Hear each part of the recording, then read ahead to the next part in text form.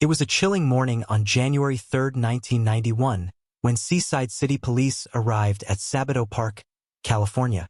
The sun had barely risen when they stumbled upon the lifeless body of 34-year-old Vicki Johnson sprawled across the sandy playground. Vicki had met a ghastly end right in the center of the park. Her brutalized body bore the tormenting signs of a monstrous mutilation. She had been suffocated and strangled, her airways blocked with a significant amount of sand. The culprit had left bite marks all along her body, evidence of the unspeakable cruelty inflicted upon her. Her clothes were torn, and the upper part of her torso and part of her clothing had been set on fire. The scene painted a haunting picture of a woman subjected to unimaginable torment. Her life cruelly snuffed out in a manner that defied comprehension. The brutality of the attack left investigators horrified and the community gripped by shock and fear. Seaside City, California had earned an ugly reputation as a hostile community in the 90s, gripped by the overwhelming wave of an illegal substance epidemic drowning in crime up until the early 2000s. This particular case only magnified the town's unfriendly reputation. Amidst the out-of-control gang violence, this incident stood out of the ordinary. Vicki Johnson, unlike many others affected by the fighting, had no ties to any gangs. Vicki Johnson's body was discovered lying openly in the park frequented by many. The culprit did not bother to hide the body in any way. Yet no one had called the authorities. No witnesses had come forward. The silence surrounding the crime scene highlighted the chilling culture of fear that pervaded the community. Calling the police seemed like an overwhelming act of courage for a witness back then.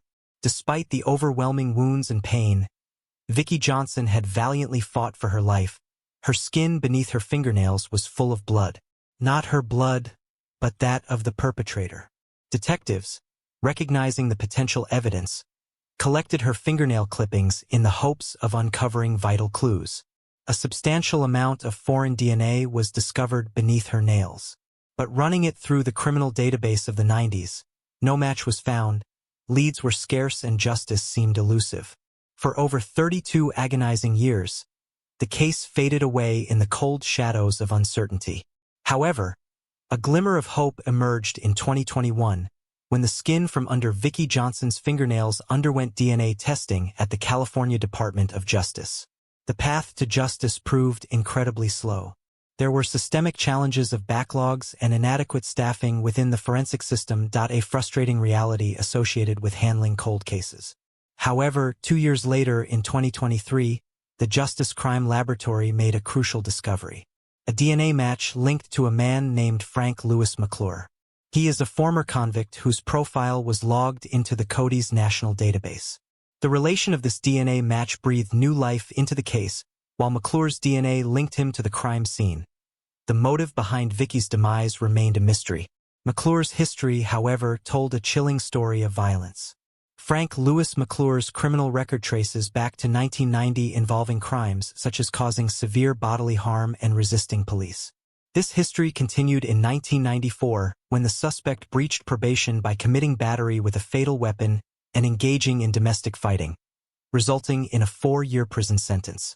During the same year as the incident in 1991, McClure was involved in battering with a fatal weapon and domestic fighting. Specifically, instances of domestic fighting comprised the most frequent charges against him, occurring in 1990, the aforementioned 1991 case, the 1994 case, then another case in 1999, and most recently in 2011. The nature of his relationship with Vicki Johnson remained unclear, leaving a critical piece of the puzzle unresolved. The reason for the connection between the two would remain a mystery because McClure passed away of natural causes in 2021 at the age of 77. His passing meant he would never face accountability for the crime. Police believed he passed away peacefully in his seaside residence. Evading the consequences altogether, the DNA technology in question is not new. This testing could have been done 10 years ago, and he could have been apprehended alive. By the time the law caught up to him, he had already passed away. Frank Louis McClure hailed from a prominent family in the community. He, however, was not celebrated for his character. His connection to the crime struck a chord of surprise among Seaside residents. Mark Vaughn, a long-standing resident of Seaside, voiced the collective sentiment of shock and sorrow. Vaughn, who had known Vicky from their school days at Fremont Junior High, reminisced about her kind nature and the once beautiful aura of her family.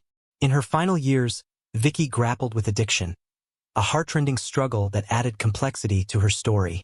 There is a strong likelihood that Vicky Johnson and McClure might have known each other. Their primary connection seems to revolve around their involvement in the illicit substances activities. The situation is particularly challenging since the suspect is deceased, leaving us with uncertainties about the full extent of their connection. The investigation continues, leaving the door open for someone close to McClure to provide crucial information. There remains a hope that someone McClure confided in about his actions might come forward and share the truth with law enforcement. Seaside Police issued a plea to the community, urging anyone with information about unsolved cold cases in the area to come forward. They implore individuals to reach out to the department at 831-899-6748. Solving cold cases is not merely about closure. It is a crucial step in preventing future tragedies. By solving these cases, the local police create a formidable deterrent. Potential suspects are bound to think again about their actions if they realize that the local law enforcement agencies have a history of successfully solving even old crimes. Vicky Johnson's legacy endures through her three sons, the youngest being former NBA player Orlando Johnson. He was just a year old when his mother was taken away from them. We hope that this pivotal discovery will grant her family the closure they have yearned for. On October 7, 1992, young Nikki Allen walked home from her grandpa's apartment. It was around 8:30 in the evening when her mother, Sharon Henderson, got home. Nikki Allen was gone. She cannot be found anywhere. Over 100 neighbors came together to look for her. Nikki, a 7-year-old girl who lived with her family in West Garth, Sunderland, England, was missing. After a day's search, they discovered Nikki's red shoes and purple coat outside an old abandoned exchange building near her apartment. The search party decided to comb through the derelict building. Soon after, a teenager rushed out of the building in a state of panic. He discovered a body inside. It was Nikki Allen found inside the exchange building's basement. She had suffered 37 stab wounds, and her head was brutally hit with a brick. The Northumbria police thoroughly traced Nikki's path from her grandpa's apartment to her home, combing the streets for evidence. They found an eyewitness who had been at the Boar's Head pub on that crucial night. While playing dominoes and having a beer, this witness saw Nikki walking alongside a man in a white shirt. It seemed she knew him, joyfully skipping to catch up with him. The unexpected tragedy deeply affected everyone in West Garth, including police officers who were accustomed to difficult circumstances. There was a large turnout at Nikki Allen's funeral, and the funeral procession was lengthy and heart-wrenching. Following the burial, the quest to find Nikki's attacker continued. An artist's rendering of the man in the white shirt became a crucial aspect of the investigation. Numerous officers were dedicated to the case. The detectives conducted door-to-door inquiries in West Garth to gather leads and seek potential eyewitnesses. Despite the community's familiarity with Nikki, there were no eyewitnesses except for one neighbor. This individual informed the detectives that he knew Nikki and had seen her that night too. He recalled being at the old exchange building a few days earlier with a young boy searching for pigeons. The police fixated their efforts on finding the man in the white shirt, but they were unable to find any leads for almost a year. Then in late 1993, George Heron, a young man residing near Nikki Allen's home, was arrested on the suspicion of taking her life. A knife matching the stab wounds was discovered in Heron's home. Blood spatters were also found on his shoes and clothing. Heron's sister informed the police that on the night of the incident, he had an unusual half-hour in the bathroom, which was out of character for him. It appears he was washing himself and his clothes. Initially denying being out that evening, for witnesses claimed they saw a man resembling Heron at local pubs where he was seen buying Nikki Allen's favorite, cheese and onion crisps, which police believed he used to entice Nikki into the building. George Heron repeatedly denied any involvement in Nikki's demise over 120 times during questioning. However, as pressure mounted on him, he gradually started making partial admissions. What stood out as particularly shocking was the method by which the police guided him to provide an account that aligned with what they needed to hear. They dropped clues and essentially manipulated him into describing the events in a manner they already knew. There were evident aspects Heron did not know about, yet the police steered him toward those details. After 3 days of questioning, the police got Heron's confession. Although the evidence against Heron was largely circumstantial, the police were confident in securing a conviction. However, the handling of George Heron became notorious as a significant low point in Northumbria police operations. The case against Heron fell apart when the judge deemed his taped confession inadmissible in court, citing heavy-handed police tactics. Due to this ruling, Heron was found not guilty. He was granted a change of identity and relocated away from Sunderland, England. In 1994, Sharon Henderson, the heartbroken mother, initiated a civil lawsuit against Heron, accusing him of battery on a child resulting in her demise. Surprisingly, the court ruled in her favor and instructed Heron to pay her over £7,000. But since Heron's identity and location were changed, he could not be found, leading to the money never being paid. Encountering initial setbacks, the Northumbria police felt embarrassed and reluctant to prosecute anyone without substantial evidence. With this mindset, no additional leads surfaced, and the case went cold for 21 years. In February 2014, cold case detectives revisited the case upon discovering resemblance to the crimes committed by Stephen John Grieveson, a serial offender already behind bars. Known as the Sunderland Strangler, Grieveson was convicted of strangling 4 teenage boys in a series of bloodbaths between 1990 and 1994 in Sunderland, England. Even though Nikki Allen was a girl and her cause of demise involved stabbing, the severe blunt force trauma to her head resembled injuries inflicted by Grieveson on his victim, Simon Martin, in 1990. Grieveson was questioned regarding potential involvement, but detectives later confirmed he would not face immediate action in connection to their ongoing investigation. The Nikki Allen case went cold again for 2 more years. Then in May 2016, Nikki's mother, Sharon Henderson, demanded a comprehensive reinvestigation of the crime. She initiated an online petition urging Northumbria police to conduct a thorough review of the case. Within less than 24 hours, the petition garnered over 500 signatures. Then in April 2017, Henderson met with Northumbria Police Chief, Constable Steve Ashman, and Detective Chief Inspector Lisa Thieker. They reaffirmed their commitment to bring Nikki's culprit to justice. By October 2017, the police finally got a breakthrough. They recovered a DNA sample of an unidentified male from Nikki's clothing. They ran the DNA through their criminal record, but it took them 8 months to find a match. On April 7, 2018, Northumbria police conducted a raid on a house located in the Stockton area of Teesside. They arrested a man suspected of Nikki's slaying. The police built their case for 4 years before bringing forward the charges against the suspect arrested in 2018. On May 24, 2022, the suspect, identified as 54-year-old David Thomas Boyd, appeared at Newcastle Crown Court. Then on June 20, 2022, Boyd pled not guilty. Before proceeding with Boyd's trial, the police needed to rectify their slip-up from 28 years ago in May 2023. Northumbria police apologized to George Heron for bringing forward the civil lawsuit of £7,000 in 1994. On April 20, 2023, Boyd's trial commenced at Newcastle Crown Court. The prosecution alleged that Boyd lured Nikki Allen to a wasteland near the river where witnesses mentioned seeing Nikki skipping to catch up with a man, but they never saw her abduction. According to the prosecution, Boyd lured Nikki through a boarded-up window of the old Exchange building. There, he brutally hit her with a brick, causing severe head injuries, and then inflicted multiple stab wounds to her chest, heart, and lungs. The post-mortem examination revealed she had experienced blunt force trauma to her head, likely rendering her unconscious before the stabbing. A witness recalled hearing a loud scream around 10 p.m., pinpointing the timing of the attack.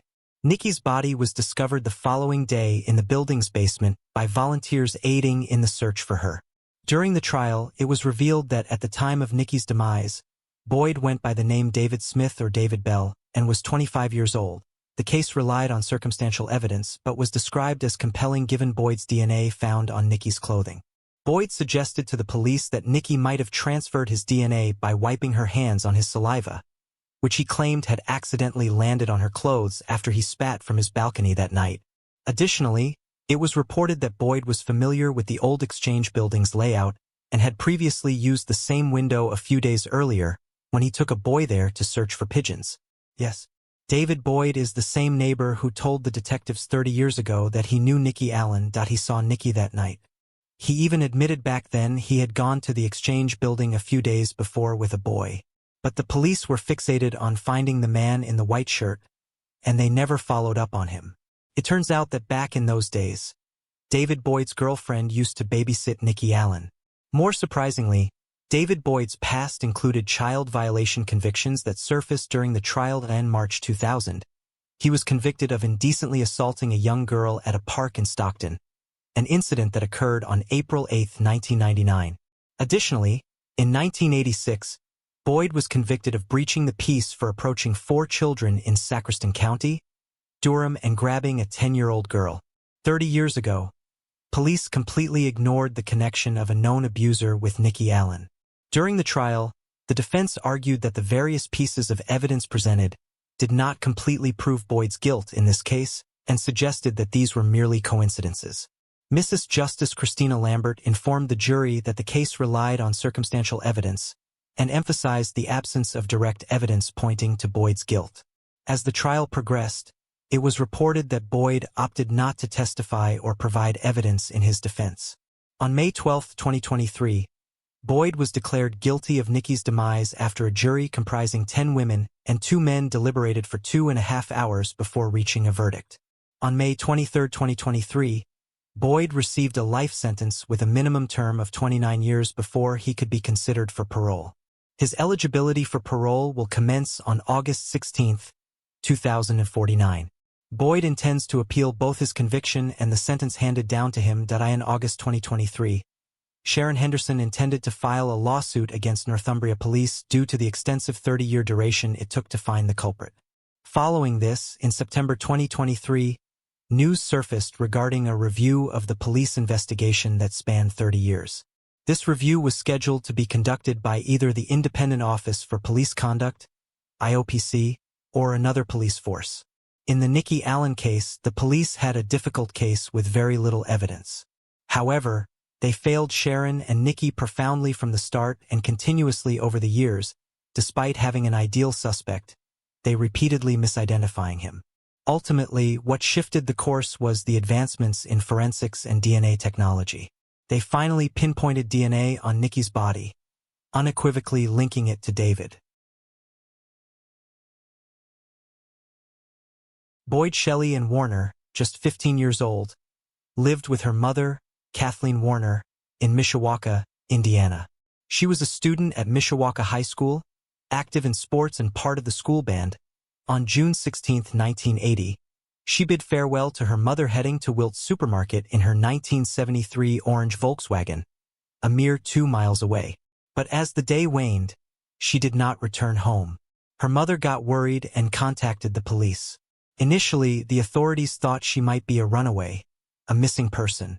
But as the clock ticked past 24 hours, the case took a chilling turn. The investigators shifted gears, labeling the case as a possible abduction. Police rushed to Wilt's Supermarket, interrogating employees who distinctly remembered Shelley and purchasing groceries around 1:30 p.m. the day before. Eyewitness accounts painted an unsettling scene of Shelley and's disappearance from the store. Witnesses vividly remembered seeing Shelley and leaving the store around 2 p.m., heading towards her car parked a mere 50 feet from the entrance. However, an unsettling occurrence transpired. A man approached her vehicle swiftly, pulling open the driver's side door while Shelley was in the driver's seat. Witnesses remembered her expression: surprised, almost alarmed. The man brashly got into the driver's seat, causing Shelley to shift to the passenger side. Unfortunately, with his back turned, the witnesses could not tell if he was holding a weapon or not.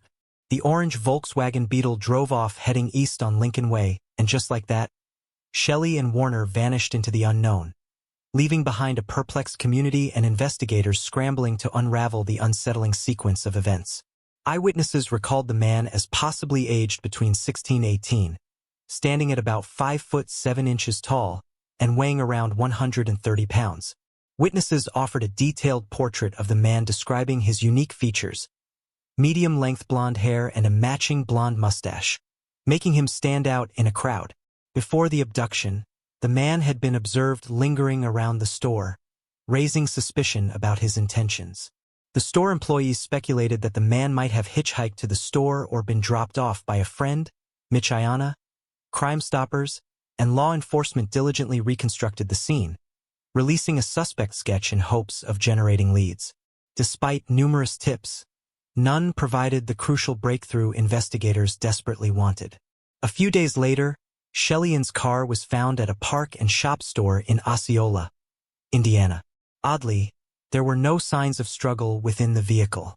Investigators deduced that the perpetrator might have abandoned the car there to evade capture and continue his sinister activities. The relentless search for answers continued, but each twist and turn only deepened the haunting mystery surrounding the disappearance of Shelley and Warner. A massive search operation unfolded involving helicopters, volunteers, and search dogs scouring every inch of the area. Despite the exhaustive efforts, the search yielded no trace of the missing 15-year-old. 10 agonizing days later, two girls walking through a wooded area stumbled upon a grim and heartbreaking sight. They found a decomposing body near abandoned train tracks on Madison Road, roughly 3 miles south of South Bend. Tragically, it was confirmed that the lifeless body belonged to the missing teenager, Shelley-Ann Warner. Her body lay partially clothed, discarded in a ravine. The forensic examination revealed a horrifying truth. Shelley-Ann had been mercilessly shot twice at close range. One devastating shot had pierced her head, and another had ravaged her body. The news of this heinous crime that had claimed the life of a vibrant young girl shattered any remaining hope for her mother, Kathleen Warner. Autopsy findings suggested that Shelley-Ann's body had been discarded roughly 7 to 10 days before its tragic discovery. Despite the advanced state of decomposition, law enforcement suspected the atrocious nature of the crime might have been motivated by the desire to intimately assault her. Police tirelessly pursued numerous leads and interrogated several suspects. They explored unconventional methods, even resorting to hypnosis to extract additional details regarding the abduction and untimely demise of Shelley-Ann Warner. However, these efforts bore no substantial breakthroughs, and the case eventually went cold. Decades later, a hesitant witness finally stepped forward, driven by a sense of responsibility and the courage to break their silence. This person identified 3 individuals linked to Shelley-Ann's case. Detectives revealed that the witness, initially fearful of vengeance against their family, found the courage to speak up only after 2 of the suspects had passed away. Although 2 suspects had already passed away and the third had vanished over time, this newfound information reignited hope for justice. Detectives, fueled by this lead, made the decision to reopen the case, determined to pursue justice for Shelley-Ann Warner, bringing a glimmer of hope to a case long shrouded in darkness. As the investigation progressed, investigators unearthed additional witnesses and a trove of new evidence that substantially supported the witnesses' initial statement. This mounting evidence bolstered the case, strengthening its credibility. During the course of their inquiries, investigators made a startling discovery. The third suspect, who had previously vanished, was confirmed deceased as of 2018. 2 other suspects had also passed away, one in 2001 and another in 2010. Dave Dossman, a member of the cold case unit, emphasized how the passing of the suspect prompted an important witness to come forward and reveal crucial information. In 2023, after meticulous analysis of gathered evidence and statements, the St. Joseph County Prosecutor's Office deemed the proof against the 3 suspects conclusive. However, due to all 3 suspects' demise, authorities were unable to pursue criminal charges against them. The names of the suspects were never disclosed as charges could not be filed. With the investigation closed, law enforcement officials disclosed that the assault on Warner was not a random act. Despite her lack of close ties to the suspects, there existed some degree of familiarity between Shelley-Ann Warner and certain family members of the suspects. Dossman's revelation echoed a painful truth.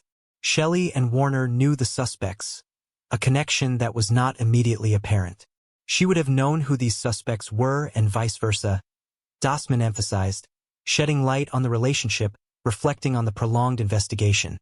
The lead detective divulged the grim reality behind the delays. Fear and threats exerted by the suspects against potential witnesses paralyzed the progress. Not only did they intimidate the witnesses, but also their families.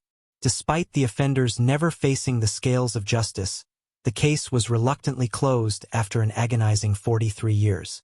Even the passage of time has brought no closure to the family. Shelley's parents passed away, leaving her sister as the remaining link to a past marred by tragedy. While her sister found some comfort in the case finally wrapping up, the absence of identifiable DNA on evidence sent to the lab and the unresolved justice served as a haunting reminder of what could never be reclaimed. Today, Shelley and Warner would have turned 58 had the precious life not been taken away so brutally. This tragic story ends without the closure of justice, leaving behind a legacy marked by unanswered questions and a longing for what could have been. Nellie Hicks was a 59-year-old mother of 6 children. She was a 4th-grade teacher at Ashland School in San Lorenzo, California. On May 10, 1972, Nellie was at her home in Newark, California. She lived with her adult son and his wife as well as her longtime friend. Nellie's friend, also a teacher, briefly spoke with her around 1 a.m. that fateful morning. She was dozing off on a living room sofa. It was the last time she was seen alive. About 4 hours later, Nellie's son discovered her lifeless body in the same room. Her wallet was missing. It was later found a few blocks away next to a pair of blood-stained underwear.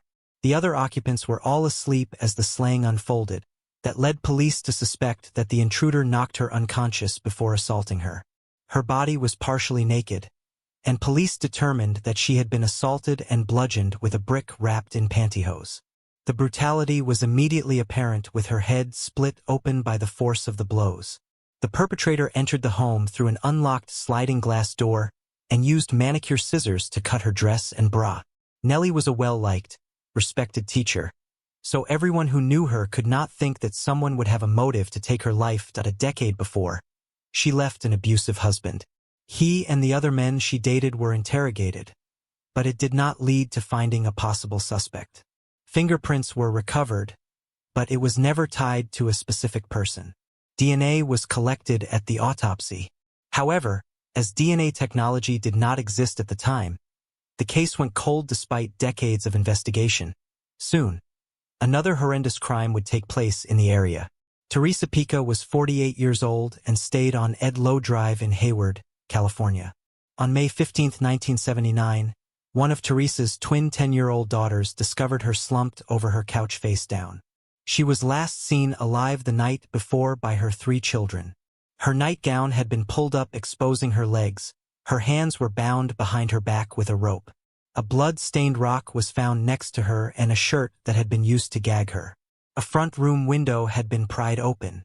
The only witness account of an intruder came from a neighbor who heard rustling near the home in the middle of the night. Teresa's purse was missing. Her wallet and other contents were later discovered in a neighbor's yard and in a garbage can down the street. As with Nellie's case, DNA was collected, but no technology existed to test it. Several people were investigated in the ensuing decades, but no suspects emerged. 2 very similar cases. Both women were found by family members who woke up in the morning to discover their loved ones' bodies bludgeoned and assaulted. An intruder had quietly entered their homes and attacked them as they slept in their living rooms. In 2023, investigators from the Hayward and Newark police departments consulted with the FBI and contracted Othram and Astria Forensics to reevaluate the DNA. That led to Fred Bernard Farnham being identified as the offender. Hayward and Newark police announced in December 2023 that Farnham was responsible for the slayings of Nellie and Hicks in 1972 in Newark and Teresa Pica in Hayward in 1979. Farnham, frustratingly, passed away at the age of 73 in a hospital in Oregon in 2007. He grew up in Central Valley, California, and then moved to the South Bay in the 1950s. There, he was convicted for multiple assaults in the 1970s. There is no indication he ever lived in the East Bay. He also lived in Nevada, Idaho, North Dakota, Alaska, and Oregon, where he lost his life in the town of Cape Junction. The remains of one potential suspect identified through the same process that found Farnham were exhumed in 2021. It was later excluded through DNA comparison to the crime scene evidence. That man, however, was on the same genealogical tree, police said. David Hicks, the youngest of Nellie's 6 children and one of 3 still alive, thanked authorities who persisted to find closure in the 52-year-old cold case. Her son Ron, who found her body, passed away 3 months prior to the police solving Nellie's cold case. David called his mother a hero who raised a family of 6 and worked full-time as a teacher. I cannot express my gratitude enough for the police department and their dedication to this case. All of them worked extremely hard to bring closure to our family. In a statement read aloud at the news conference, Teresa's daughters similarly voiced relief at the resolution provided by Farnham's identification. Our mother may now rest peacefully, the statement reads. We have accepted the fact that whoever did this would never come to justice. Nevertheless, we thank God for your diligence and for never giving up. We can now move forward and close this painful chapter in our lives. Teresa's daughter, Jan Whalen, 62, told the San Francisco Chronicle that while it was a good thing to learn the suspect's identity after all these years, it also triggered everything again. For most of my life, I blamed myself because I was not able to stop what happened. And just a few years ago, I was able to finally tell myself that there was nothing I could do. But it still hurts. Now this will help bring me closure. Newark Police Captain, Jolie Macias, said after Teresa was slain, Newark and Hayward Police linked the crimes because of the discernible pattern of behavior shared by the 2 cases. This drove the belief that figuring out one case would solve the other. She also made a point to reciprocate the sentiments from the victim survivors by saying, "Today is truly about these families and their resiliency for the past 50-plus years."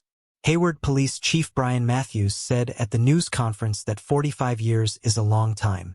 It has been a long time for generations of investigators who have worked on this case. And it has been a long time for the families of the victims and our community as they have waited for answers. Officials suspect that Farnham could have been involved in other cases as well, and have alerted law enforcement to look at their other cold cases for possible connections. Anyone with information about criminal cases that could have connections to Farnham can contact Haywood Police Detective Rob Purnell at 510-293-7176. On December 6, 1975, in a field off 100th Avenue and Lowell Boulevard in Westminster, Colorado, a woman's lifeless body was found. She was found by 2 people riding their motorcycles. Her clothing and personal items were also found at the scene, so she could be identified as Terry Becker. She was 20 years old at the time. Terry grew up in Casper, Wyoming, and moved to the Denver metropolitan area after graduating from high school. Terry was described as a free spirit by her friends and family. She lived life on the edge. Terry enjoyed painting and listening to music. Her favorite bands were Three Dog Night and Steppenwolf. An autopsy was done, and it showed that she was assaulted and strangled. Terry had last been seen 2 days prior when she hitchhiked to visit her boyfriend at the Adams County Detention Center in Brighton, Colorado. Chandra Thurston, senior criminalist with the Westminster Police Department, who was the lead detective on the case, said she had just been dumped there in the field. Officers respond, an investigation begins, and then over time, suspects are looked at and nothing develops. The case went cold. In 1991, a similar crime took place. Sherry Bridgewater was assaulted and slain in her apartment on the 1000 block of West Monroe Avenue near Owens and H Street in Las Vegas, Nevada. She was a 31-year-old mother of 2 boys and was found by 2 women, a friend, and a relative. The investigation team worked the case relentlessly over the years to solve it, but unfortunately, the case went cold. In 2003, 12 years later, the Colorado Bureau of Investigation was able to extract DNA from a piece of evidence from Terry's case. The sample of an unknown male was uploaded to the Cody's Combined DNA Index System database, but no match was found.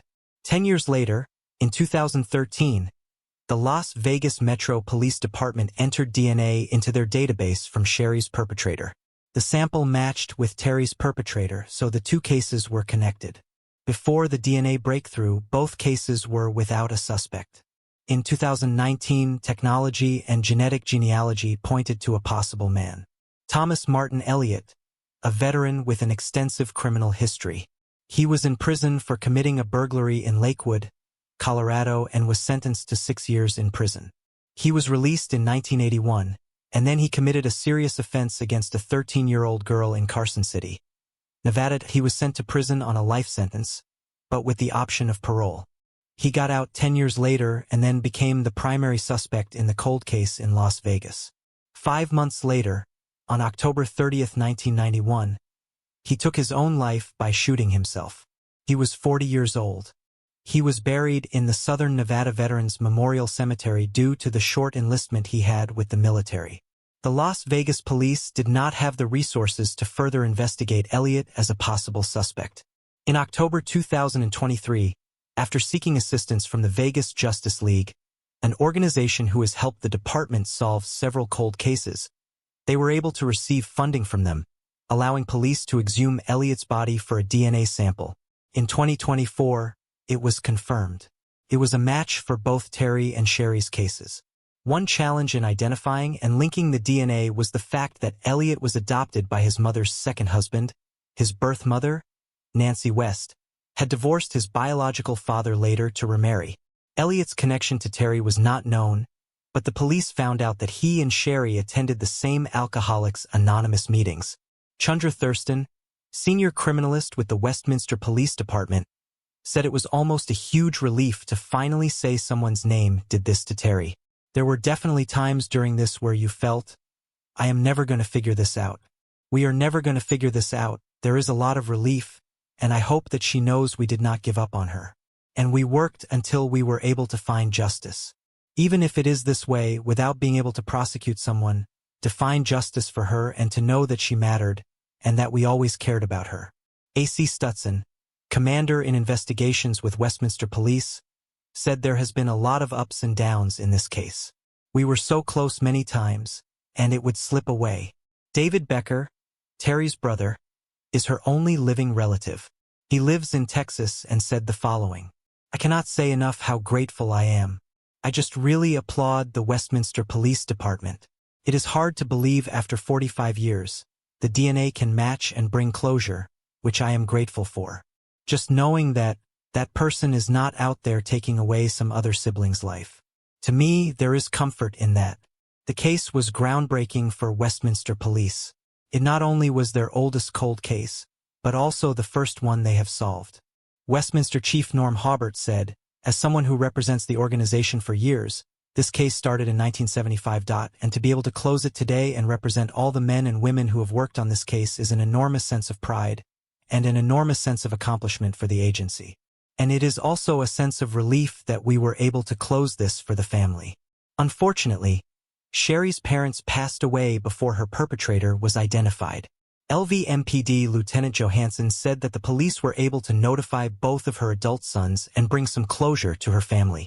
He added that the department is backtracking data to see if any additional cases may be connected to the same suspect. Gary Ridgway, also known as the Green River perpetrator, was born on February 18, 1949 in Salt Lake City, Utah. The media gave him this nickname after his first 5 victims were found in the Green River in Utah. He was a longtime painter at a truck company. His parents were Mary Rita and Thomas Newton Ridgway, and he had 2 brothers, Gregory and Thomas Edward. He was married to Claudia Craig Barrows from 1970 to 1972, to Marcia Laureen Brown from 1973 to 1981, and Judith Lorraine Lynch from 1988 to 2002. He only had one son named Matthew. Ridgway was convicted of 49 separate cases that took place between 1982 to 1998, possibly as recent as 2001. This made him the second most prolific serial offender in United States history according to confirmed cases. He had been a suspect in the cases since 1982 when he was arrested for prostitution. However, investigators were unable to link him at that time. Detectives were unable to prove his role until 2001, when advances in DNA technology allowed them to link a saliva sample they had obtained from him in 1987 to male DNA found on several victims. He was arrested on November 30, 2001, as he was leaving the Kenworth truck factory where he worked in Renton, Washington. Over 10,000 items of evidence collected and logged and stored were prepared to go to trial when Ridgway was arrested, according to Dave Reichert with the King County Sheriff's Office. At the time, investigators found he was not particularly accurate in associating dump sites with the victims that he placed there. To date, he has led the task force to the remains of 3 other victims, and he was incorrect about the identity of 2 of the 3 victims. In 2003, he pleaded guilty to 48 cases, and in 2011 to his 49th case. On December 18, 2003, he was sentenced to life imprisonment without the possibility of parole. As part of a plea bargain wherein he agreed to disclose the locations of still missing women, he was spared being executed. He is imprisoned at the Washington State Penitentiary Walla Walla. Most of Ridgway's victims were alleged to be prostitutes and other women in vulnerable circumstances, including underage runaways. His victims were between the ages of 14 to 38. In one of his confessions, he said he chose prostitutes as victims because he knew they were unlikely to be missed. Patty Eakes, one of the prosecuting attorneys assigned to the case, said the lack of emotion Ridgway showed when he eventually admitted to taking the lives of the women was still troubling to her. She said Ridgway came across as just an average, goofy, middle-aged guy. Some victims may have been comfortable getting into his truck due to his seemingly harmless personality. I think he looked for vulnerable women. He had this strange underlying need to feel like he had a beautiful woman by his side. Often the women that he picked up were attractive. He wanted to be one of those guys who was like, I have a beautiful woman with me. He did not necessarily feel like he had that in his personal life. Physical attractiveness was definitely part of it, she said. Ridgway led investigators to the locations where he buried one of his victims by Green River. There, on August 21, 2003, 23 human bones and teeth were uncovered and listed only as bones 20. After 2 decades, in 2023, Othram was able to identify the victim after examination of DNA extracted from the skeletal remains as Tammy Lyles. David Middleman, Othram's CEO, a molecular biophysicist and genetics expert, said the DNA was in very terrible shape, degraded. The company worked to build a new DNA profile based on the sample. Authorities contacted her mother, and using her reference sample, scientists were able to identify Tammy. Tammy's skull and other remains were found on April 23, 1985 at the Tualatin Golf Course near Tigard, Oregon. It was identified in March 1988 using Tammy's dental records. In 2003, her brother, Jason Miles, said that when her family buried her in the 1980s, they had to use a baby casket because we could not find all the parts of her body. You live with this for 20 years wondering what happened.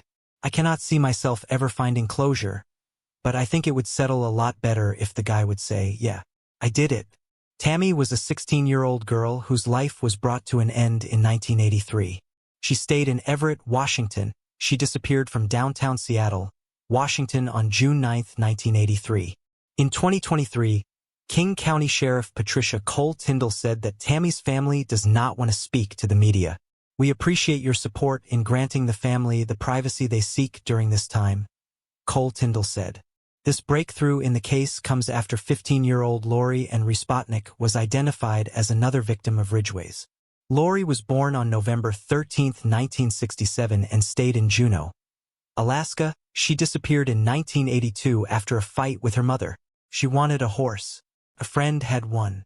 All Lori had to do, she told her mom, was pay for feed and pay rent for the stall.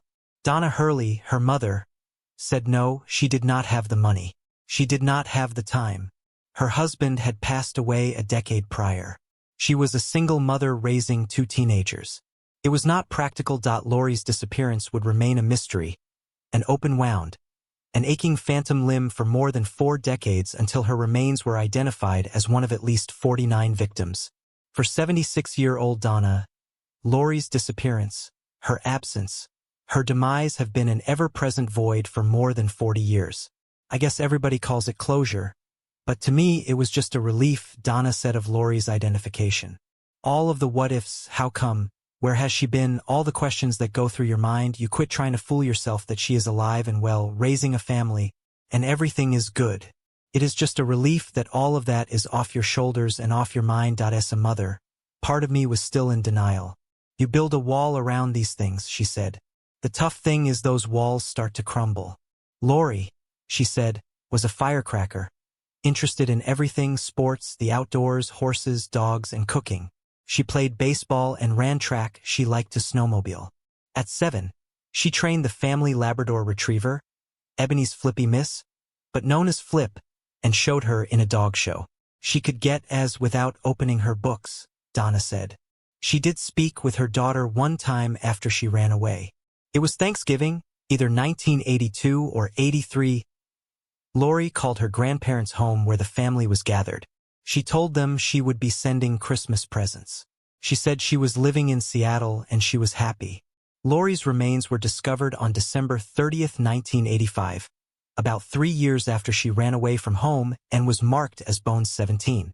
Parabon Nanolabs chief genetic genealogist, Cece Moore, did the genetic genealogy work. She works like a detective using partial matches across many generations and multiple family trees to try to create a family tree, a lineage for the unknown person. She knew she was looking for a teenage girl, but Lori had left little trace. She was so young when she disappeared. She disappeared before social media, before online people searches, before the internet. She never voted, never bought property, never paid taxes, more scoured census records, birth announcements, yearbook photos. She came up empty. Then she stumbled upon an obituary. One paragraph on page 62 of the January 19, 1972 Seattle Times. Raspatnik, William S., of Juneau, Alaska, formerly of Seattle, husband of Donna, father of William George and Lori, and Donna she knew about. William George, Lori's brother, she knew about. She wrote a report and sent it to King County. And then more than a year after Moore started searching, more than 40 years after Lori disappeared, 2 detectives showed up on Donna Hurley's doorstep. DNA was matched to a saliva sample from Donna to identify her. Donna had left Centralia, Pennsylvania, and moved to Juneau, Alaska in the 1980s. Her parents lived there and the job prospects were better. She worked in the hotel business for a decade, at a veterinarian's office for 13 years, then for the Alaska Department of Education. Now retired, she has 2 grandchildren and 6 great-grandchildren. They are Lori's great and great-great-nieces and nephews, although they have never met her. Lori's brother passed away in 2010 of cancer, just like her father. Over the years, Donna saw news coverage of the Green River perpetrator. She thought about it from time to time. We were in Alaska. We were so far removed. She said that I was still raising my son. I was trying to push all of it out of my mind. Law enforcement would post pictures and police sketches of victims. I never saw anyone that I felt looked like Lori, she said. Police posted a composite image of Bones 17, what they imagined she might look like based on DNA: blondish hair, blue-green eyes, fair complexion. Took me a long time to admit it looked like her, Donna said. The composite image had straight hair, she thought to herself, but Lori had curly hair. A lot of it was denial.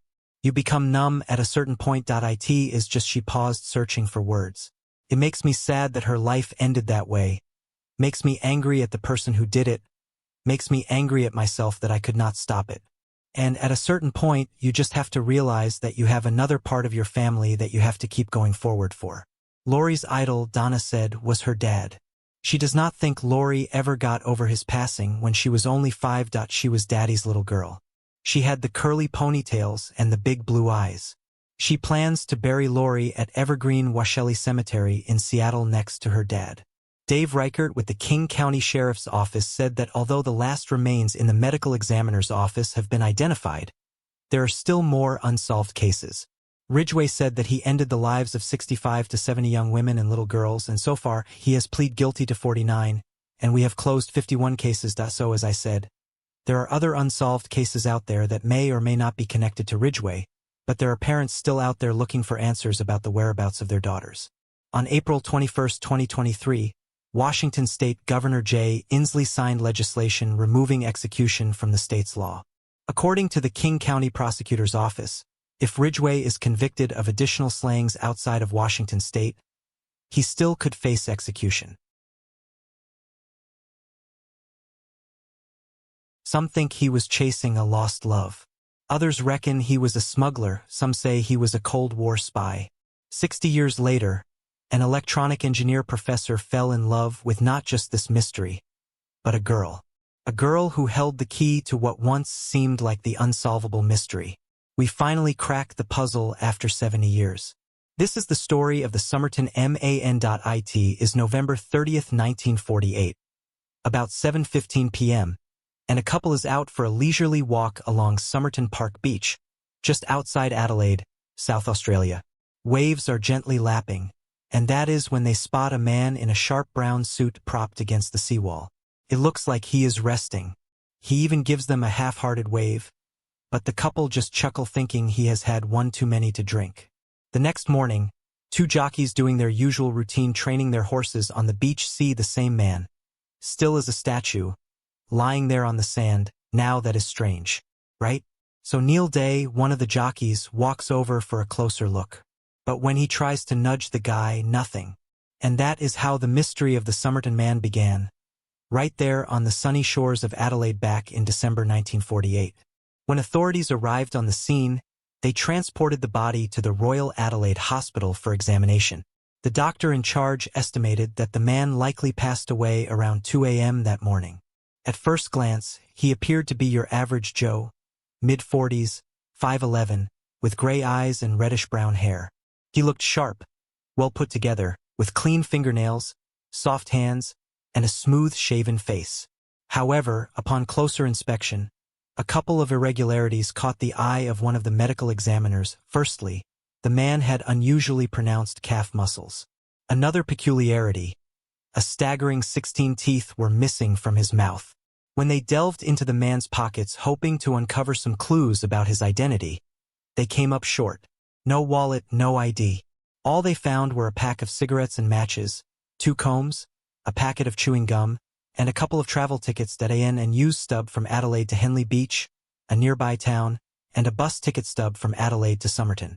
But it was the man's clothing that really deepened the mystery. It was common back then for folks to have their names or initials on their clothes labels for laundry purposes. But all the labels from the man's suit had been snipped off, meticulously removed. Even the name tags from the undervest were also removed. And there was something else peculiar. A tear in his pant pocket had been neatly stitched back together using bright orange thread. The autopsy revealed some troubling findings: an enlarged spleen and a damaged liver. The pathologist suspected heart failure, but oddly enough, the man's heart appeared completely normal. Toxicology tests came back negative. No poison found in his system. No signs of violence either. No disturbance in the sand around him and no scratches on his body. The coroner was stumped. Whatever took the Somerton man's life, it was not natural. It sure was not an accident. Before the police could even begin to untangle who might have been behind the Somerton man's demise, they had to grapple with the question of who he was in the first place.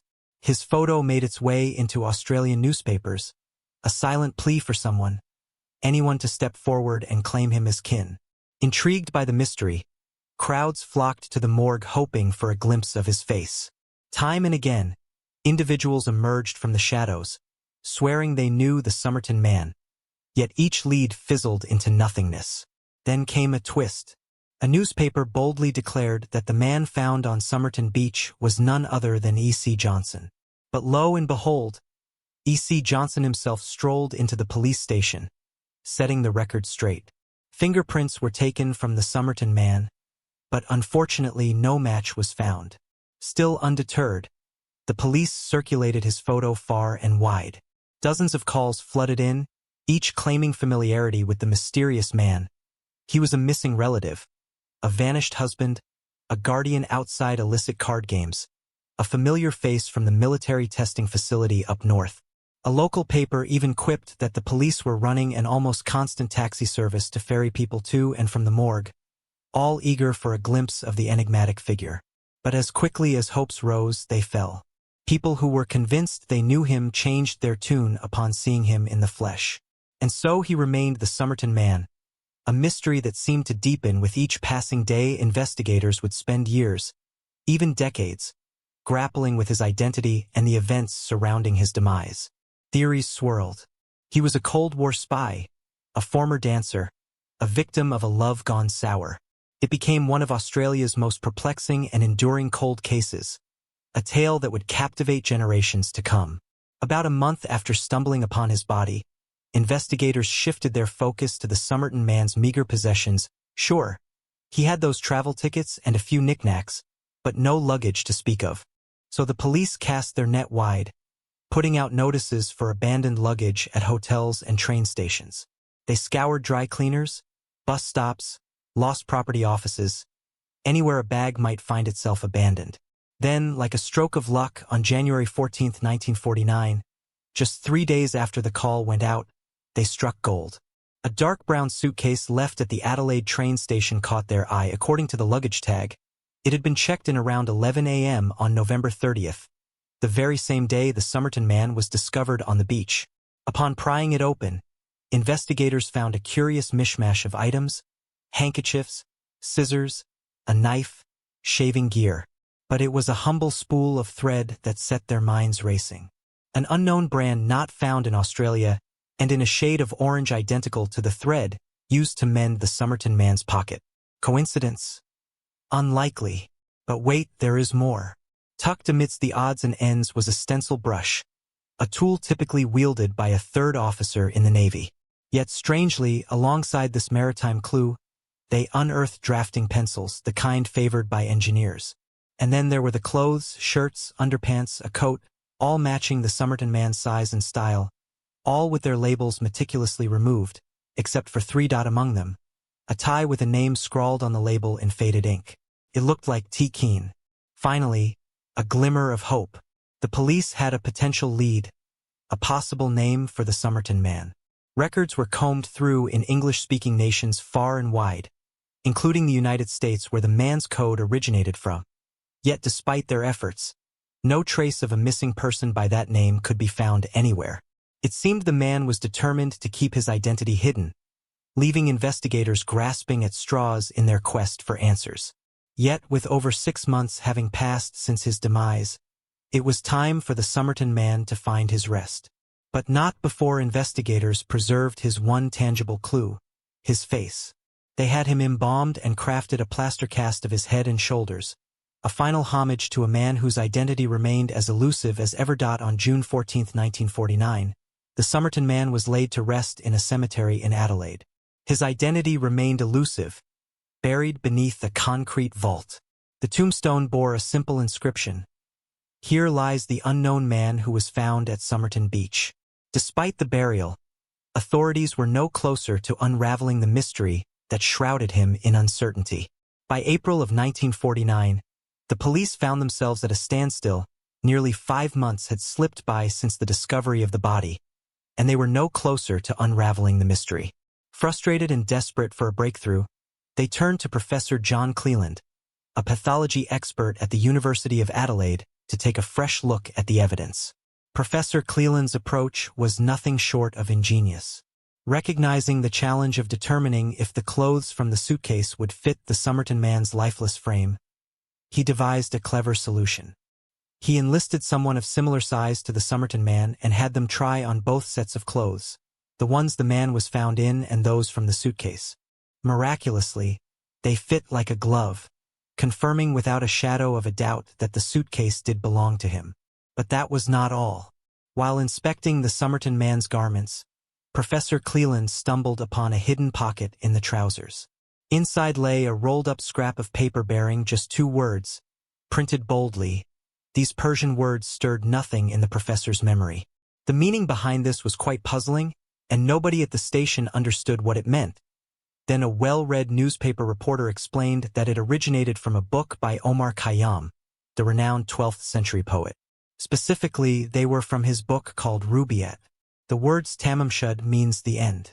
With this new insight, investigators speculated that the Somerton man had left behind this cryptic clue to signify he took his own life, or perhaps to ponder life's deeper meanings in his final hours.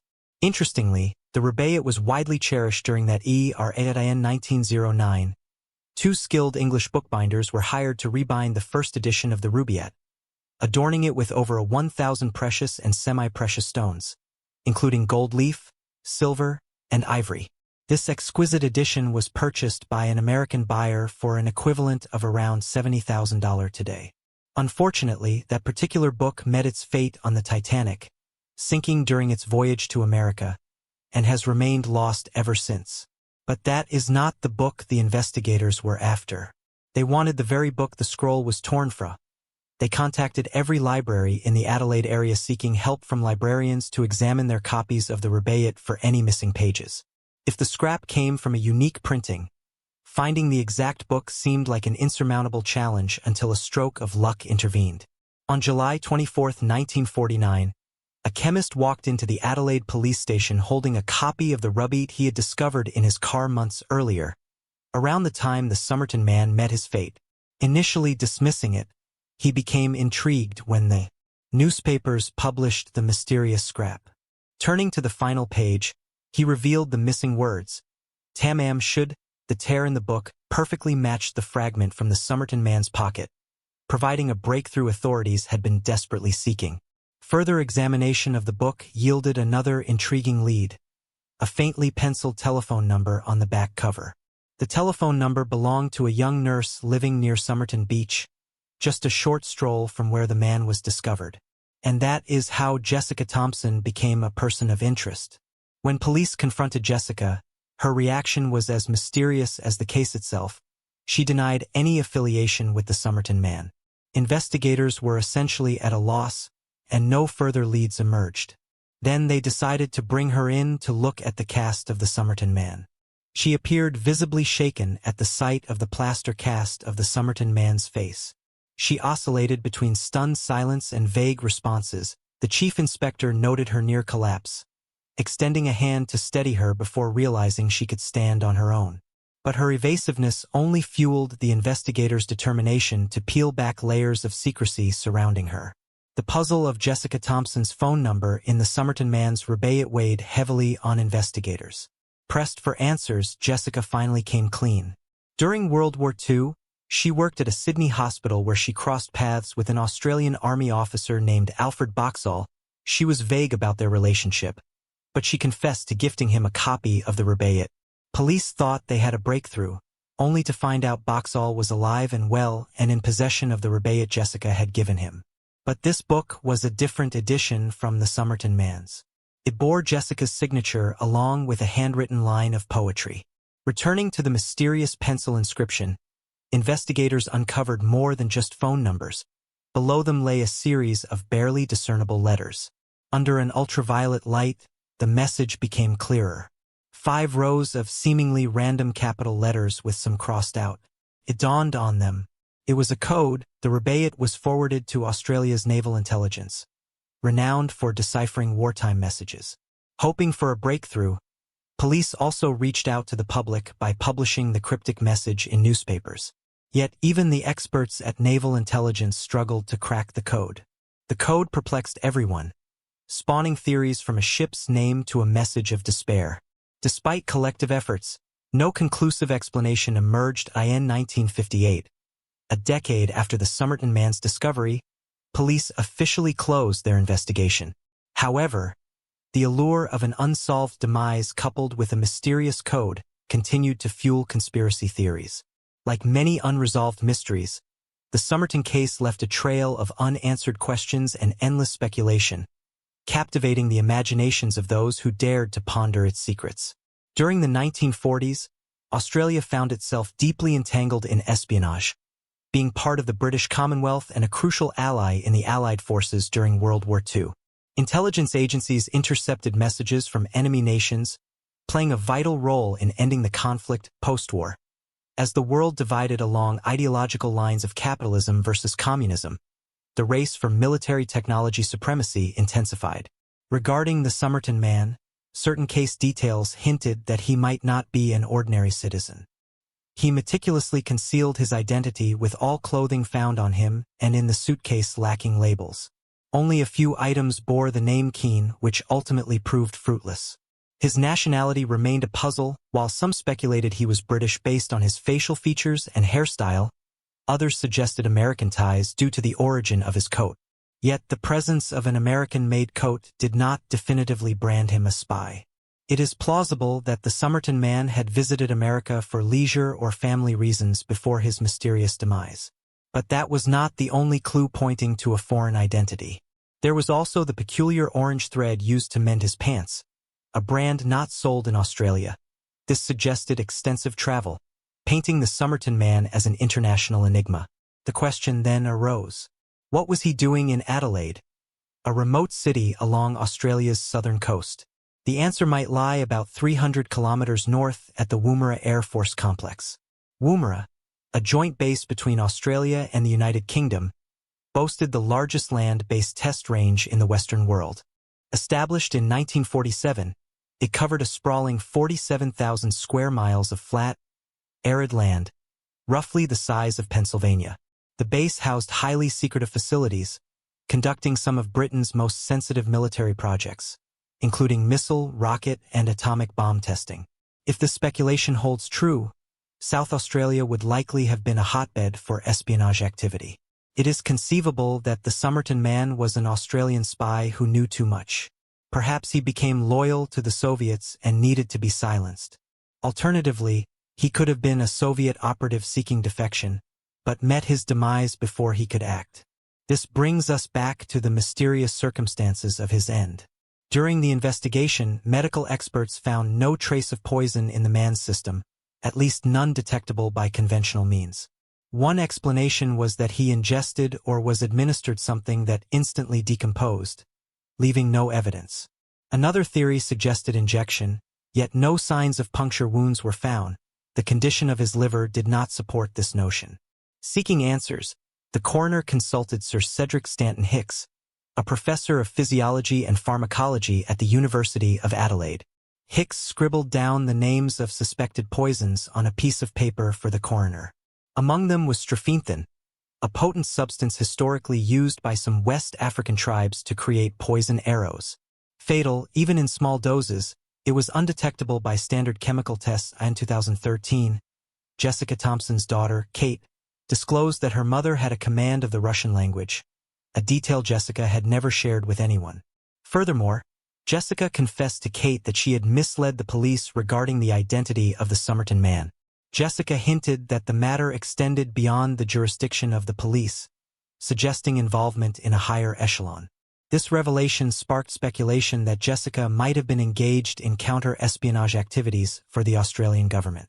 She was possibly relaying intelligence to military authorities, with the Rubaiyats serving as a crucial component. However, if even the most adept codebreakers were unable to decipher the cryptic message, the question remained, who possessed the key? Derek Abbott first encountered the Somerton man story in a magazine article back in 1995. Despite his initial intrigue, his professional obligations as an electrical engineering professor at Adelaide University prevented him from delving deeper into the mystery. It was not until 2007 when Derek revisited the story and learned of the unsolved code found in the man's possession that his interest was reignited. Despite 6 years of investigation by code-breaking experts, the puzzle remained unsolved. Undeterred, Derek shifted his focus to unraveling a different enigma, the identity of Jessica. For decades, the true identity of the enigmatic nurse remained shrouded in secrecy, a real name redacted from official records to shield her from public attention. Derek enlisted the help of Jerry Feltis, an Adelaide detective, who provided the original piece of paper bearing Jessica's phone number found in the Somerton man's book. Through meticulous investigation, Derek unveiled Jessica's true identity, Jessica Thompson, known as Jo. Unfortunately, Jessica had passed away before Derek could question her about her connection to the Somerton man. Delving into Jessica's history, Derek discovered that she had been romantically involved with a local man named Prosper Thompson, with whom she had a son named Robin in 1947, a year and a half before the Somerton man's demise. Despite Jessica's claims that Prosper was Robin's father, speculation arose regarding the paternity of her child, particularly given her evasiveness during police questioning. This led Derek to a groundbreaking theory. The Somerton man was Robin's biological father. Upon further investigation, Derek unearthed compelling evidence supporting his theory. Robin, like the Somerton man, exhibited unique physical traits, including a genetic disorder called hypodontia and distinctive ear structures. Moreover, both had backgrounds in ballet, with Robin even having performed with the Australian Ballet Company. These findings suggested a familial connection between Robin and the Somerton man. It was further supported by the discovery of Robin's daughter, Rachel Egan, potentially being the Somerton man's granddaughter. Rachel's journey into her family's past intertwined with one of Australia's greatest enigmas was nothing short of remarkable. As she delved deeper into her ancestry, she uncovered layers of mystery that connected her to the unknown man found on Somerton Beach. Despite initial skepticism, Rachel agreed to a meeting with Derek Abbott. Their shared curiosity and determination led to an unexpected bond, a spark that eventually blossomed into a love story that surpassed even the most enduring mysteries. Derek and Rachel got married in 2010 and have 3 children together. The most sensible approach was to exhume the remains of the Somerton man to extract DNA. Derek made several requests, but each time the request was denied to exhume the remains. However, in 2015, Derek found another way. He discovered some of the Somerton man's hair still embedded in the plaster cast made in the 1940s. Derek sent these hairs to a laboratory at the University of Adelaide.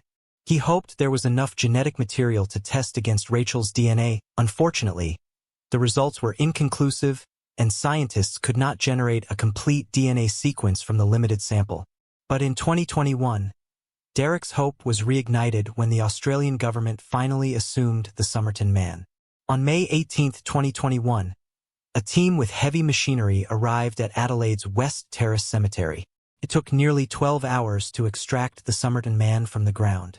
Being deceased for over 70 years meant most of his organic matter had deteriorated. And on top of that, he had been embalmed. This involves replacing the body's natural fluids with preservatives. While this preservation technique was beneficial for maintaining the body's condition, it also degraded the DNA. There was a possibility that there might not be enough viable DNA left to obtain a sample. In 2022, Derek collaborated with Colleen Fitzpatrick, and they meticulously traced the genetic breadcrumbs left behind by the Somerton man, the hair on the plaster cast. As they pieced together his family tree, one name stood out. A man fitting the Somerton man's description with a brother-in-law named Thomas Keane matched the name found on the mysterious clothing. Derek and Colleen located nieces and nephews of the Somerton man. They gathered DNA samples from their living descendants, and on July 22, 2022, they found 2 matches. Stuart Webb, Somerton man's great-great-nephew, and Christy Webb, his grandniece.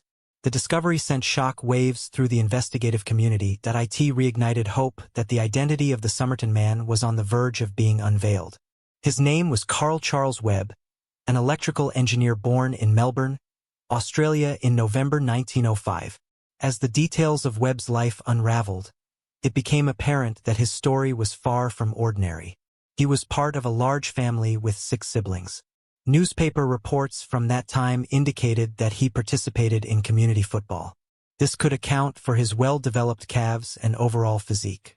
Leading up to his demise, Charles experienced major loss in life. His father and mother passed away along with his brother, Roy, with whom he shared a close bond. Additionally, Charles also went through a separation with his wife, Dorothy Robertson, whom he married around 1941. Their marriage was difficult, as detailed in Dorothy's divorce decree filed later. Charles had a passion for writing poetry, often centered around the theme of fatality. Once, Dorothy found him drenched in ether in bed. He ingested 50 sleeping pills, but she saved his life. Contrary to wild speculation, Charles's story unveils a tale of domestic tragedy rather than espionage intrigue.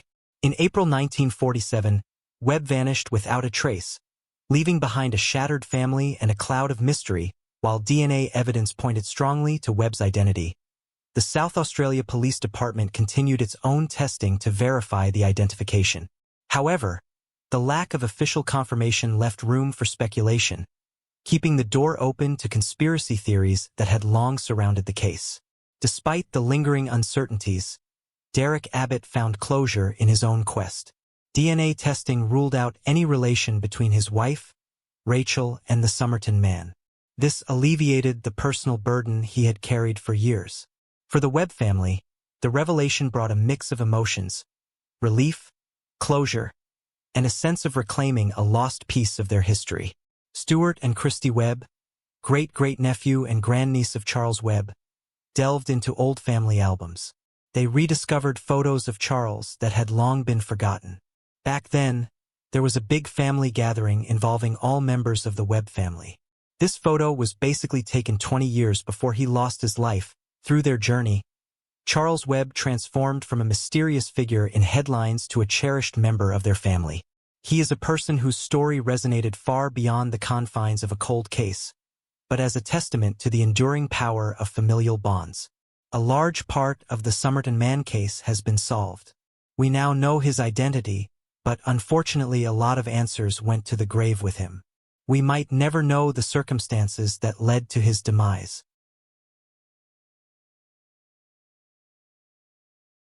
It was December 23, 1987.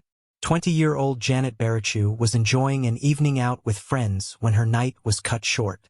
While everyone else was allowed into the T. Woody's bar, Janet was just shy of the legal drinking age. She was asked to leave. A man she had met earlier that evening offered to drive her home.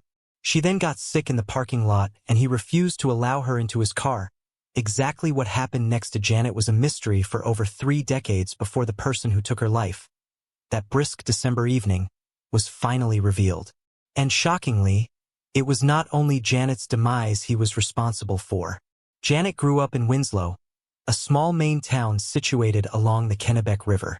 Back in the 1980s, Winslow had a modest population of around 8,000 residents.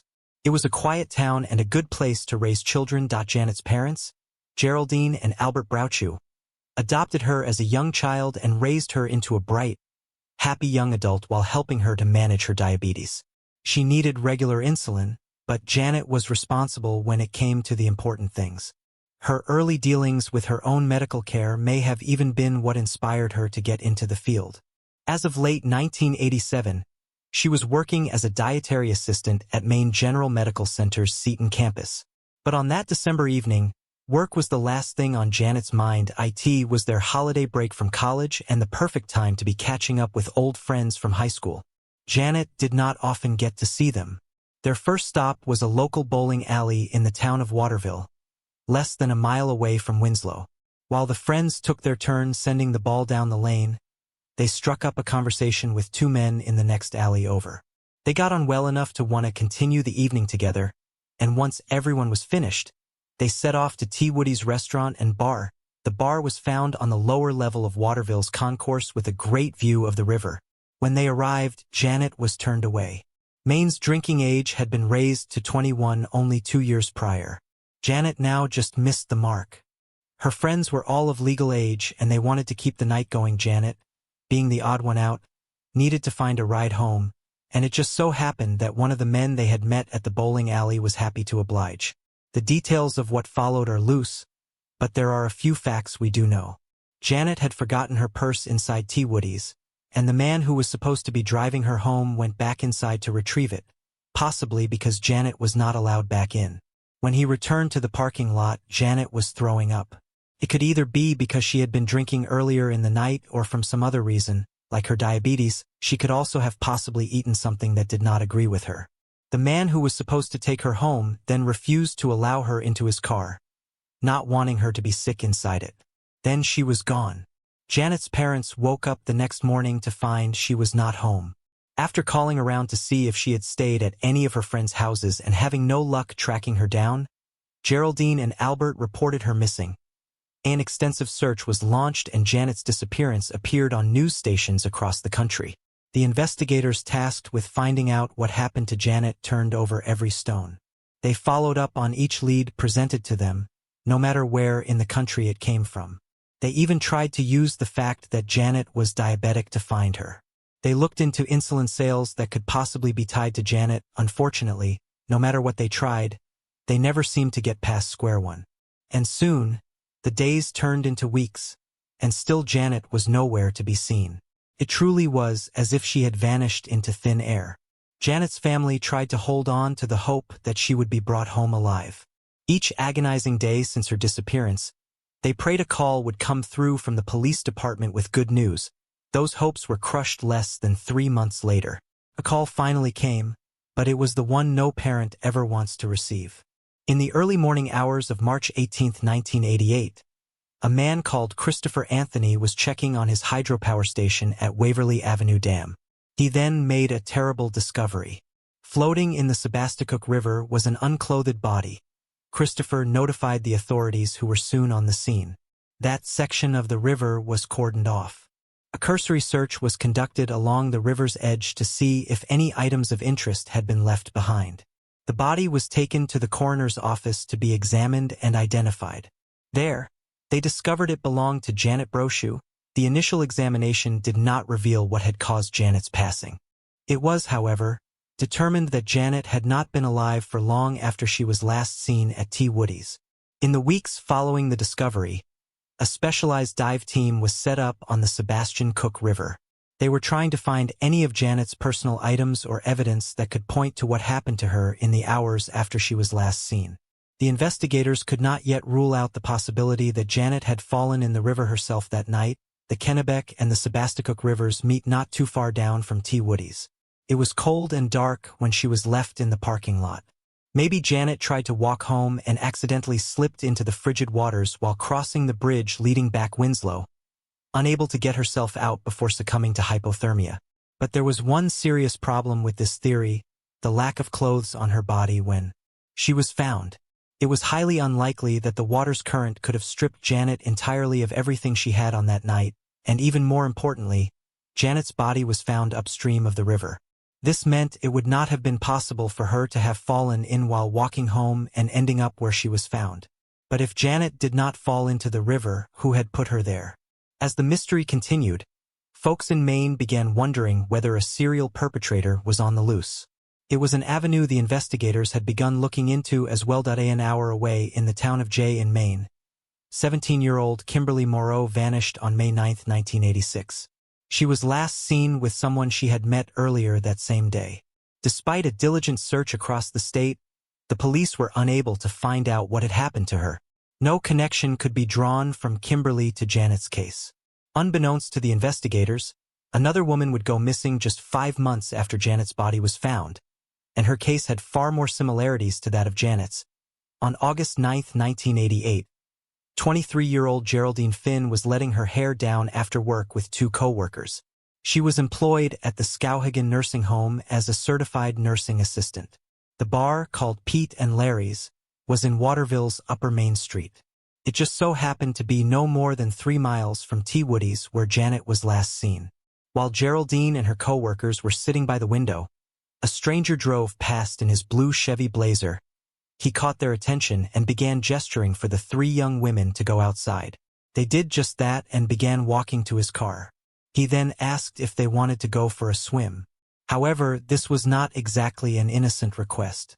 By the time they were at his rolled-down window, the women found he was completely nude. He requested that they go skinny dipping with him. Likely weirded out by the interaction, they turned around and went back to the bar to continue their evening. It was not even 8:30 p.m. yet, and the group still wanted to spend some time out before heading home. Some time went by before that same man arrived at the bar, this time fully clothed. As the evening progressed, he started to speak to Geraldine's group.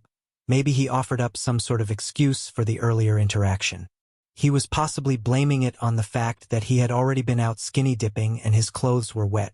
Whatever he said, it was enough for Geraldine's group to start interacting with him.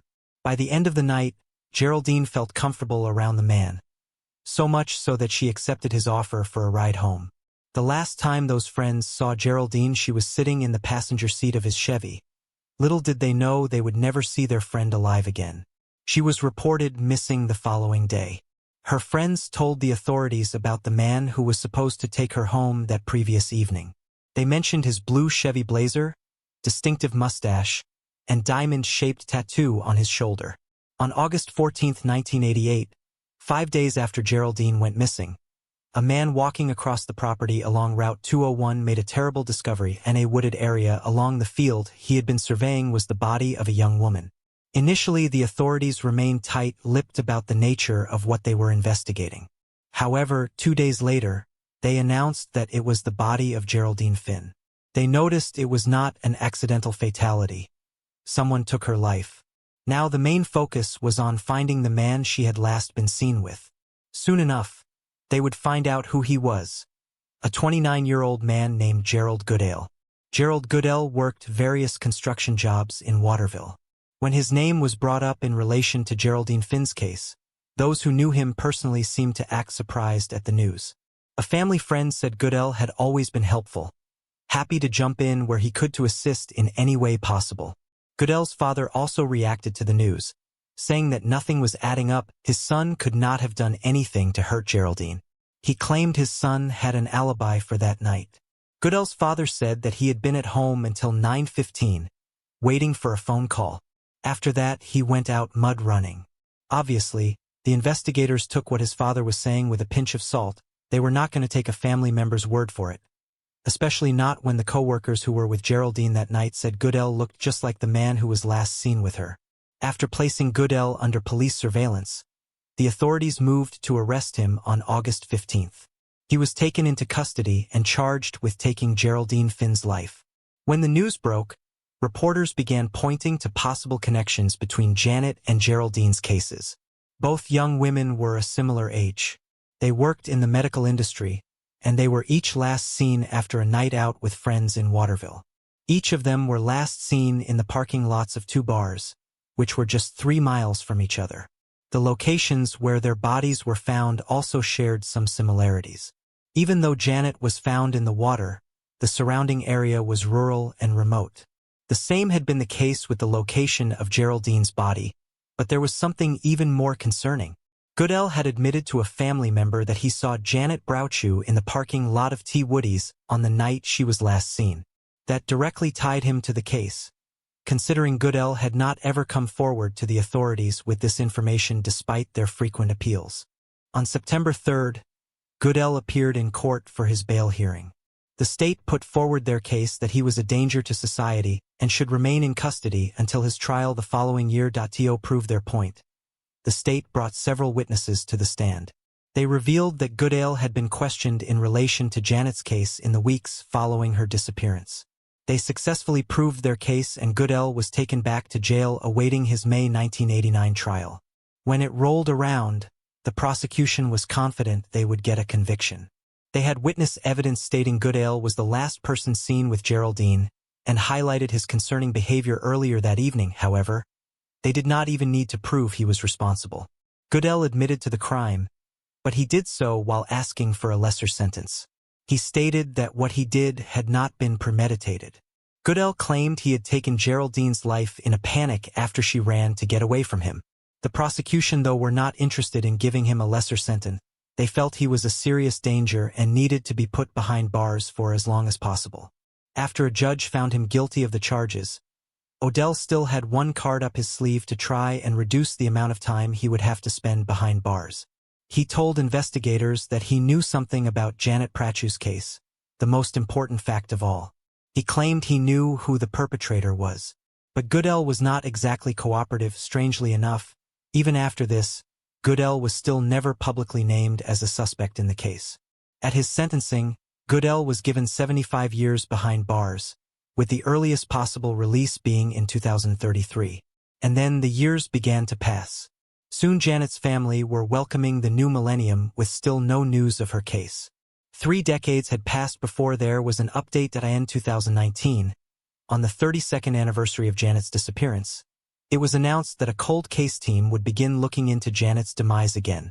Her mother and father were no longer alive to hear this positive news, but other family members and old friends now had renewed hope that whoever took Janet's life would be brought to justice, even after all those years. And then on May 14, 2021, the day everyone had been waiting for, an arrest had been made of a prisoner at Maine State Penitentiary. It was none other than Gerald Goodale. But what had led to this update in a case that had seen no movement for so long? As some of you may have guessed already, it was DNA. State Police Chief John Coate commented on the news saying, "This case represents years of combined work by state, local, and county investigators, prosecutors, and skilled scientists who never relented in their pursuit of the truth and for justice for this victim, her family, and friends." In March 2023, Goodale, now in his early 60s, was given an additional 32.5 years to his sentence for what he did to Janet Barachu. Seeing the writing on the wall, Goodell did not try to deny his involvement and instead pleaded guilty to the charges laid against him. Though her parents could not be in the courtroom that day, other family members gathered to finally get justice for the life taken so young. Her cousin, Daniel Barachu, said she was a sweet girl, young, foolish like the rest of us. It may come as a small consolation to Janet's family that the perpetrator responsible had not been out living his life all those years. He had been serving time even though it was not for her case. As for exactly what happened that night, the details have not been publicly released. Undoubtedly, there will be some secrets Gerald Goodell will take with him to the grave.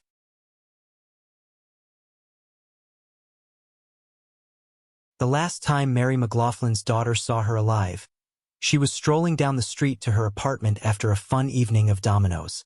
Nothing seemed amiss. She had not a thought in her mind that she would not see her mother again soon. However, that is not what happened. For 3.5 decades, the case of Mary McLaughlin's slaying went unsolved, until the police finally had a name. But even then, there was a problem. How could the perpetrator be the person they were looking for when he was serving a prison sentence at the time? On September 26, 1984, 58-year-old Mary McLaughlin was spending the evening at her local pub in Glasgow, Scotland. She was playing dominoes with one of her daughters.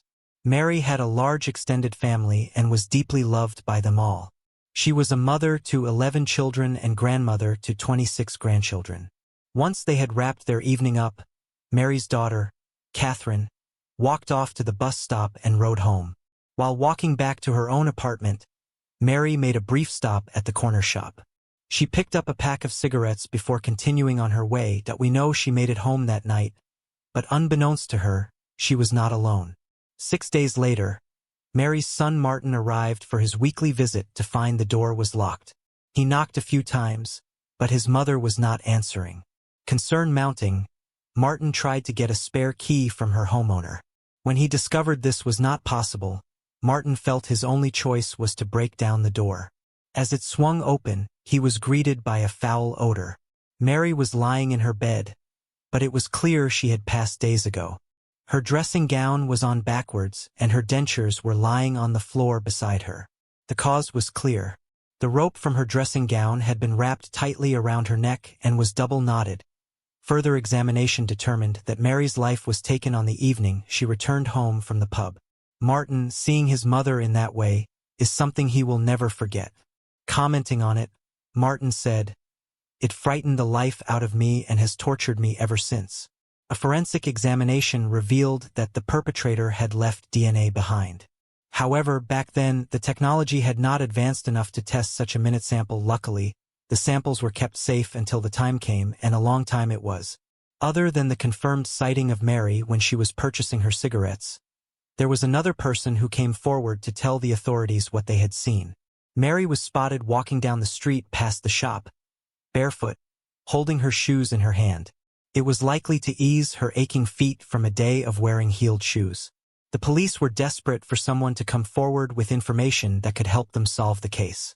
They took in hundreds of statements and followed up on all available leads, but yet they got nowhere. The man who last saw her caring for her shoes made some mention of a man following her.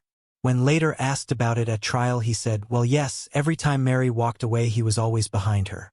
The authorities believed there was a predator out roaming Glasgow who could strike again at any moment.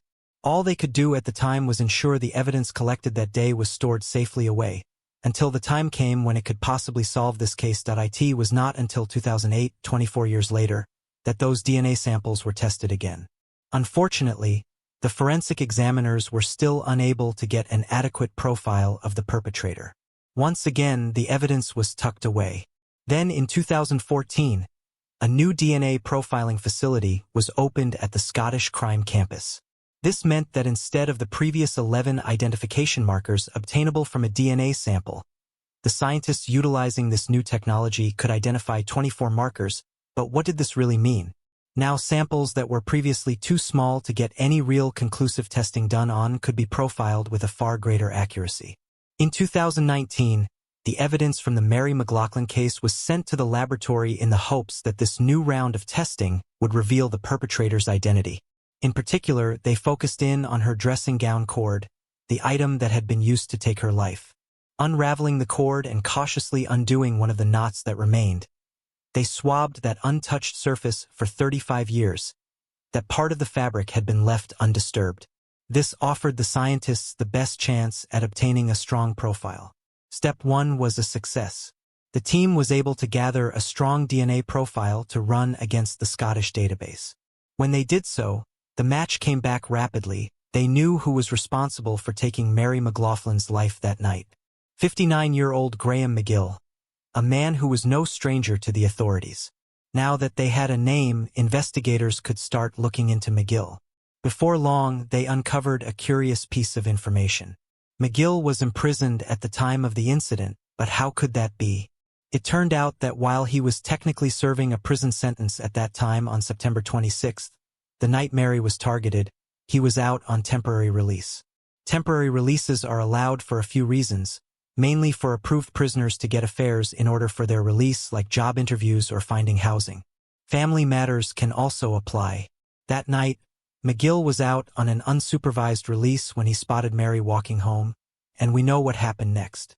McGill had not been a suspect or person of interest in the 1984 investigation. His name had not even come up once. Once the investigators had gotten back the confirmed DNA results, they spent a few months going over the old casework. They had to make sure they had enough evidence in addition to the DNA results to put McGill behind bars for what he did to Mary. Then, on December 4, 2019, Graham McGill was arrested and charged in connection with the slaying of Mary McLaughlin. When McGill was taken to trial, one of the witnesses called to the stand was his ex-wife. She told the jury that in 1988, McGill had confessed to taking a woman's life.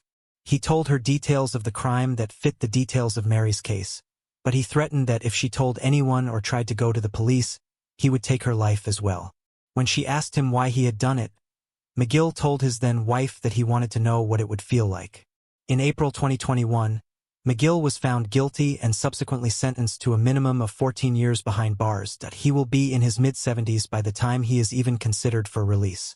Reacting to the jury's verdict, Martin, the son that found Mary's body, commented, "There is no joy at the verdict, but there is justice, and my mom can finally rest in peace. It has been years of torture for everyone in the family, and there is a sense of relief. He is a revolting individual, and it brings some comfort to think that he will never again see anywhere other than the inside of a prison."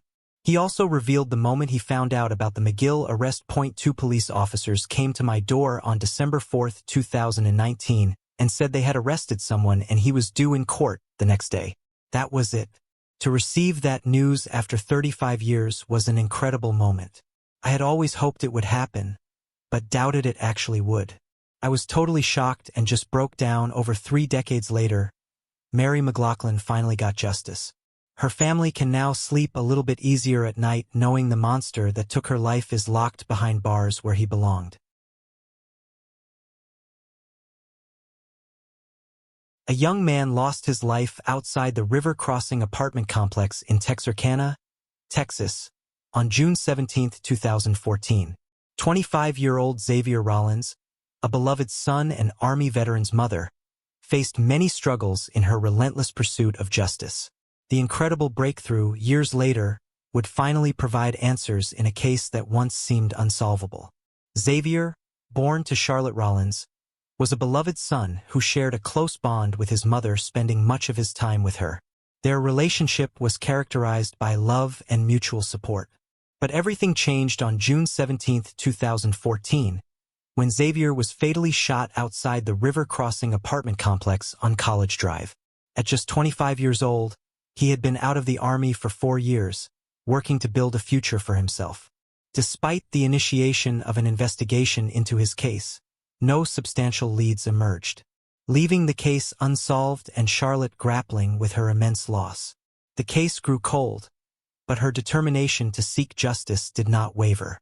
On June 17, 2022, 8 years after Xavier's demise, She organized a balloon release in hopes of reigniting interest in the investigation and encouraging anyone with information to come forward.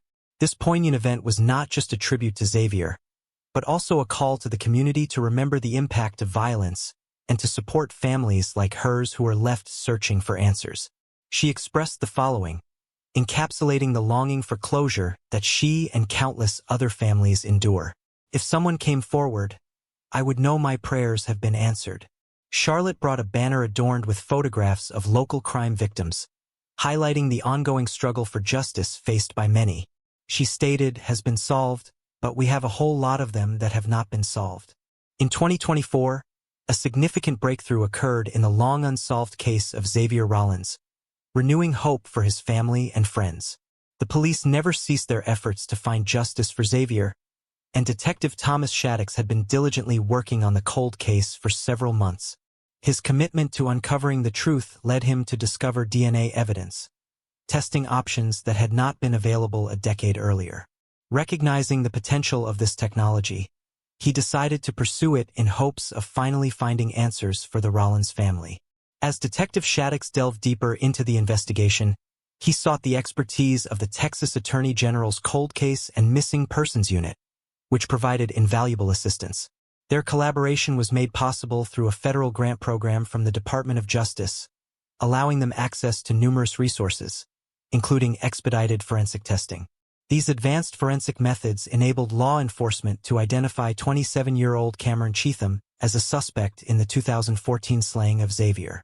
Following the identification of Cheatham, the Attorney General's office played a critical role in facilitating his arrest. Using the newly uncovered evidence, Detective Shaddix secured a warrant for Cheatham, charging him with capital slaying. Cheatham was not difficult to locate, as he was already in custody at the bi-state jail, serving time for a felony probation violation warrant stemming from his arrest in September. This fortunate turn of events allowed the police to expedite the legal process and ensure that justice was being sought for Xavier. On October 1, 2024, Charlotte received the life-changing call she had been longing for. She will never forget the moment when Detective Shaddix informed her of the arrest. Charlotte recalled, her voice filled with emotion, and he said, "We made an arrest and I just went to screaming and hollering and yelling. I mean, you would have thought that I had just had a baby for the first time. That is what that felt like. It is like, okay, I'm about to get justice for my baby." She added, "I have got 30 to 40 shirts with his picture on it. Everywhere I went, he was going to see his face."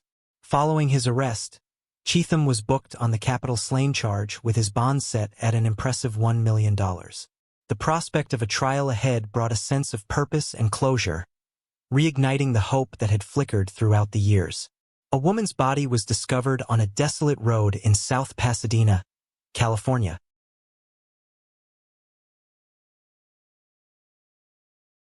On February 22, 1986, it was a chilling scene with the victim found wearing only a nightgown, stabbed and strangled. Kathy Ann Small, a loving mother's life, was cruelly taken.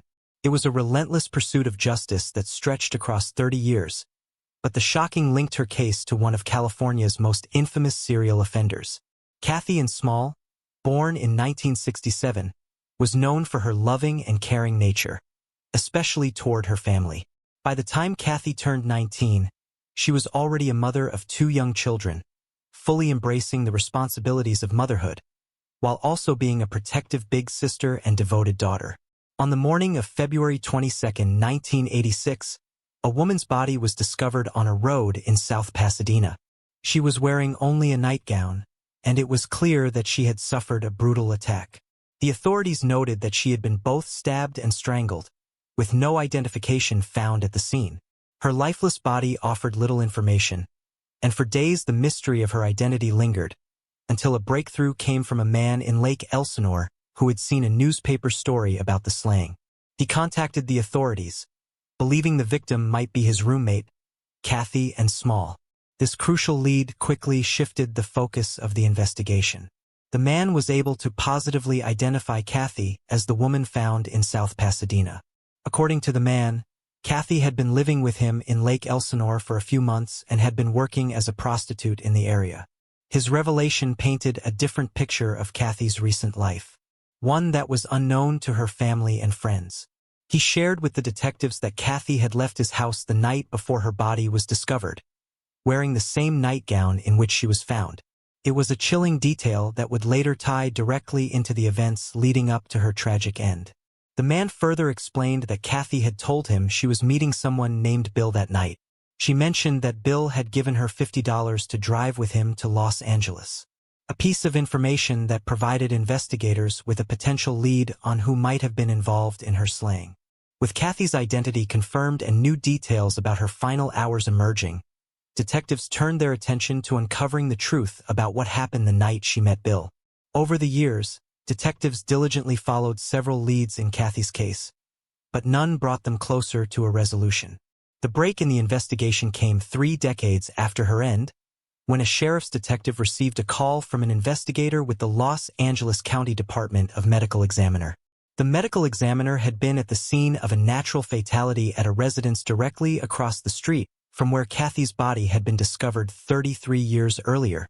Inside the home, a 63-year-old man had been found lifeless on his living room couch. He lived alone and had no children, but the investigation into his home would prove crucial to Kathy's cold case. While examining the deceased man's home, the coroner's investigator made a disturbing discovery. Scattered among his belongings were numerous photographs of women who appeared to have been given illegal substances, assaulted, and possibly held against their will. These troubling images suggested a dark side to the man's life. Further raising suspicion was a newspaper article found in his bedroom, which reported the identification of Kathy Small as the victim found stabbed and strangled in South Pasadena in 1986. The eerie coincidence of the article and the photos prompted investigators to revisit Kathy's unsolved case. With this significant link, the detectives sought a search warrant for the home, hoping to uncover evidence that could connect the deceased man to Kathy's demise. Several items were recovered and sent for DNA testing, with the hope that modern forensic analysis could finally provide answers. The criminalists tested these items, searching for any trace of DNA that could tie the man to the crime scene or Kathy herself. However, the investigation took an unexpected turn. DNA tests revealed that the decedent's DNA did not match the DNA found on Kathy. Despite the disturbing items in his possession and the proximity of his home to the crime scene, the man was ultimately not linked to her slaying. His DNA did not correspond with any known criminal cases, leaving detectives with a setback. Yet, the investigation was far from over. With the case reopened, detectives decided to retrieve all the original evidence that had been held since 1986. The materials were transported to the sheriff's crime lab in Los Angeles for comprehensive DNA analysis. Using advanced technology unavailable years before, this new analysis of the old evidence ultimately unlocked the mystery that had haunted Kathy's case for over 3 decades, providing long-awaited answers to the questions. On August 19, 2020, slaying detectives received a pivotal notification from a criminalist that significantly advanced the investigation. DNA tests conducted on the assault kit and the victim's clothing revealed the presence of DNA from 2 male donors. One of the individuals was identified as William Lester Suff, a convicted serial offender with a notorious reputation. Known as the Riverside prostitute perpetrator, or the Lake Elsinore perpetrator, Suff had been responsible for a string of brutal slayings in Southern California. Suff's criminal history was extensive and horrifying. In January 1992, he was arrested during a routine traffic stop, which eventually led to his conviction for the end of 12 women in Riverside County between 1989 and 1991. His violent spree earned him an end-of-life sentence, and he had been on capital punishment for those cases. But Suff's criminal history stretched back even further. He had been convicted in 1974 for taking the life of his own 2-month-old daughter in Texas. For that crime, Suff was sentenced to 70 years in prison. But he was paroled in 1984 and moved to California where his slaying spree resumed. After the DNA match in Kathy Small's case, detectives knew they were on the verge of a breakthrough. In May 2022, Suff was transported from San Quentin Prison to the Los Angeles County Sheriff's Department Men's Central Jail for questioning. Over the course of 2 days, the detectives interviewed him about Kathy. During these interviews, Suff confessed to ending her life and provided disturbing details about her final moments. His confession also included admissions to some of his previous slayings in Riverside County, further solidifying his brutal legacy. William Lester Suff remains on Execution Row at San Quentin State Prison, where he is awaiting execution for his convictions. A press conference was held in August 2024. Lieutenant Thomas read a statement from Kathy's younger sister, Deanna Larson, who lives out of state. Deanna was 10 at the time her sister lost her life, but said that she sensed her sister was trying to get her life on track. She said in her statement, before she could take another step forward, her life was ended. The man who ended my sister also destroyed me, my family, and the family of others. I do not know why Kathy decided to go with Bill Suff on the night of her slaying. I have spent almost my entire life trying to figure out who took the life of my sweet sister. I think of her every day.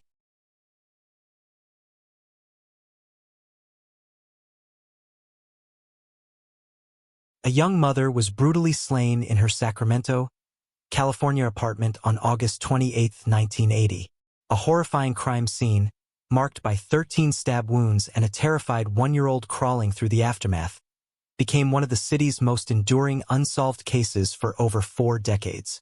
The investigators faced many challenges in identifying Helen Terry's perpetrator, until they finally made an arrest decades later. Helen Terry was a 27-year-old mother living in the Orangewood West Apartments on Wyndham Drive in Sacramento. Known for her devotion to her family, Helen was a loving and hard-working mother who was determined to provide the best life possible for her 1-year-old son. At the heart of Helen's life at the time was an ongoing paternity suit involving Robert Terry, believed to be the biological father of her son.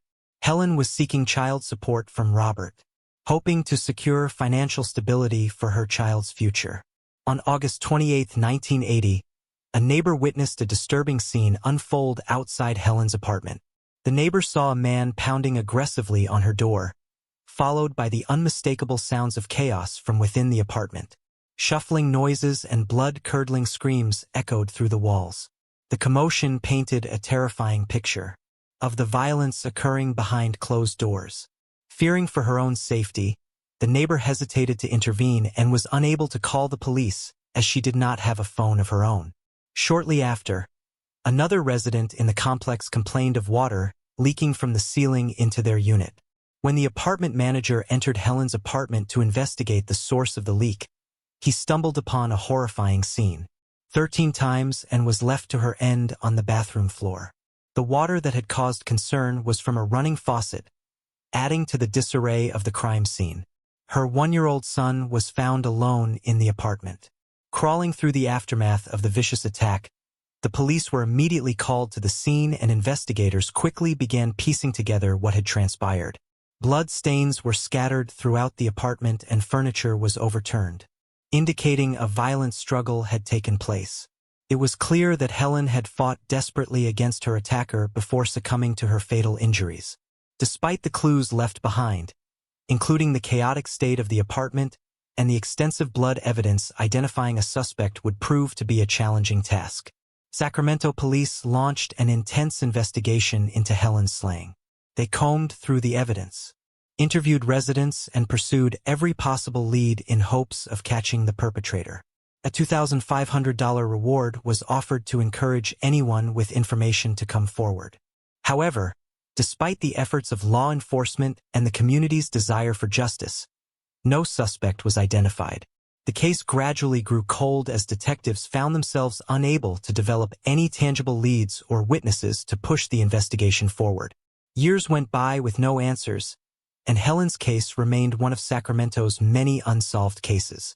However, in 2016, hope was reignited when an investigator from the department's cold case unit decided to take a fresh look at the evidence. With advances in DNA technology, investigators were then able to re-examine the physical evidence collected from the crime scene in the hope of finding new leads. As the cold case team processed the old evidence, a major breakthrough occurred. DNA found at the crime scene of Helen pointed to a familiar name, Robert Terry, the man Helen had been embroiled in a paternity and child support dispute with at the time of her demise. This discovery immediately raised suspicions, as Robert had been a figure in Helen's life during a tumultuous period, but he had never been formally charged or named a suspect in the years following her slaying. Despite the promising DNA evidence linking Robert to the crime scene, detectives faced significant challenges. They needed more than just a DNA match to build a solid case against him. Investigators found themselves in a difficult position, knowing that while the DNA provided a potential lead, it was not enough to definitively place Robert at the scene of the crime at the time it occurred. There were still gaps in the timeline, and insufficient corroborating evidence to bring charges against him. In 2024, new developments in Helen's case emerged when the Sacramento County District Attorney's Office Cold Case Science and Technology Unit took on the decades-old investigation. Using advanced investigative methods, detectives uncovered enough new evidence to finally charge Robert Terry with the slaying of Helen Terry. On September 27, 2024, 81-year-old Robert, residing in Rancho Cordova, was arrested and booked into Sacramento County Jail. Authorities have not yet confirmed whether Robert was the biological father of Helen's 1-year-old son. Their contentious relationship, compounded by the unresolved paternity dispute, remained at the center of the investigation. The police continued to examine their interactions and what role the paternity issue may have played in the motive behind the slaying. Robert Terry is set to appear in court for a bail hearing on October 17, where further details about the case may come to light. His arrest at this late stage in life brought a shocking conclusion to a cold case that had stumped detectives for over 4 decades. Helen's brother, John Mays, said, "She was very kind, very loving. That is why we cannot even imagine something like that even happening to her. Totally uncalled for. We have been wondering since day one. And this is the first little bit of hope that we have had since then, and we are going to take it to the max. We had suspicions, but cannot really do anything about suspicions. When it did come down to us, it was like a big relief, like something we have known all along, but could never prove it."